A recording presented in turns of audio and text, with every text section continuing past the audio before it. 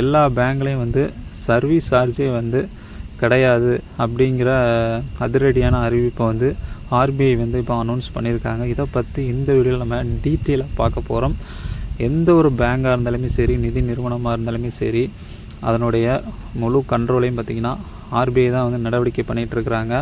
RBI விதிக்கிற எந்த ஒரு விதிமுறைகளுக்கு கட்டுப்பாட்டில் வந்து இயங்கணும். இவங்க எல்லாருமே நிதி நிறுவனமாக இருந்தாலும் சரி, அதே மாதிரி எந்த ஒரு பொதுத்துறை வங்கிகள், தனியார் வங்கிகள், இது எல்லாத்துக்குமே பார்த்திங்கன்னா ஆர்பிஐ சொன்னபடி அவங்களுடைய விதிமுறைகளுக்கு ஏற்ப தான் வந்து அவங்க அந்த பேங்கை வந்து நடத்தணும். அப்படி இல்லைனா வந்து அந்த பேங்கை வந்து முடக்கிடுவாங்க ஆர்பிஐ. இது நம்ம எல்லாத்துக்கும் வந்து தெரிஞ்ச விஷயம். அந்த வகையில் பார்த்திங்கன்னா இப்போ அந்த ப்ராசஸிங் ஃபீஸு, அதே மாதிரி பார்த்திங்கன்னா சர்வீஸ் சார்ஜ், இந்த அடிப்படையில் குறைந்த வருமானங்கள் கொண்ட நபர்களுக்கு வந்து அதிகமாக வந்து பேங்க்லேருந்து, அதே மாதிரி தனியார் நிதி நிறுவனங்கள்லேருந்தோ ஒரு தனிநபர் கடன் அப்ளை பண்ணும்போது, அதே மாதிரி இந்த வாகன கடன், இந்த மாதிரி எந்த ஒரு தனியார் நிதி நிறுவனத்தில் இருந்தாலுமே சரி, அதே மாதிரி ஒரு தனியார் வங்கிகள், பொதுத்துறை வங்கிகள், எதில் நம்ம லோன் அப்ளை பண்ணும்போது சரி, ப்ராசஸிங் ஃபீஸுங்கிறது பார்த்திங்கன்னா அதிகமாக இருக்குது. அதே மாதிரி டெபிட் கார்டு சார்ஜி, அதே மாதிரி மினிமம் பேலன்ஸ் இல்லைன்னா வந்து அதுக்கு ஒரு சர்வீஸ் சார்ஜி, இந்த மாதிரி சர்வீஸ் சார்ஜும் பார்த்திங்கன்னா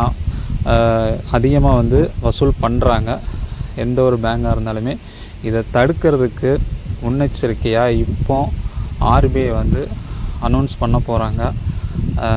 இதுக்கு பார்த்திங்கன்னா பேங்க் சைட்லேருந்து என்ன சொல்ல வராங்கன்னா, இந்த ப்ராசஸிங் ஃபீஸ் இதுலேருந்து தான் பார்த்திங்கன்னா அந்த பேங்குக்கு வருமானமே வந்து அதிகமாக வருது, அதிலே வந்து கை வச்சா எப்படி அப்படிங்கிற மாதிரி வந்து பேங்க் தரப்புலேருந்து, தனியார் நிதி நிறுவனத்துலேருந்து, அவங்க தரப்புலேருந்து அவங்க சொல்கிறாங்க. ஆனால் ஆர்பிஐ வந்து இதுக்கேற்ற மாதிரி ஒரு முடிவு பண்ணுங்கள். பேங்க் சைட்லேருந்து இதுக்கேற்ற மாதிரி பார்த்திங்கன்னா என்ன முடிவு பண்ணுவாங்கன்னா, சப்போஸ் அந்த செயலாக்க கட்டணம், சர்வீஸ் சார்ஜ், இந்த ரெண்டையும் பார்த்திங்கன்னா பாதியாக குறைக்கலாம் அப்படிங்கிற அடிப்படையில் ஆர்பிஐ வந்து அனௌன்ஸ் பண்ணுவாங்க. ஸோ அப்படி தான் இனிமேல் வந்து வரப்போகுது. வருகிற காலகட்டத்தில் இந்த ஆர்பிஐ அனௌன்ஸ் பார்த்திங்கன்னா இப்படி தான் இருக்கும்.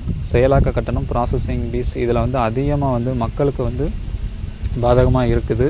சர்வீஸ் சார்ஜுங்கிறது அதிகமாக கட்டணங்கள் வந்து வசூல் பண்ணுறாங்க. அதேமாதிரி ப்ராசஸிங் ஃபீஸ், ஒரு லோன் அப்ளை பண்ணும்போதே வந்து நமக்கு அதிகமான ப்ராசஸிங் ஃபீஸ் வந்து வசூல் பண்ணுறாங்க. இதெல்லாம் தடுக்க தான் இந்த ஆர்பிஐ வந்து இந்த நடவடிக்கை வந்து இப்போ எடுக்க போகிறாங்க. ஸோ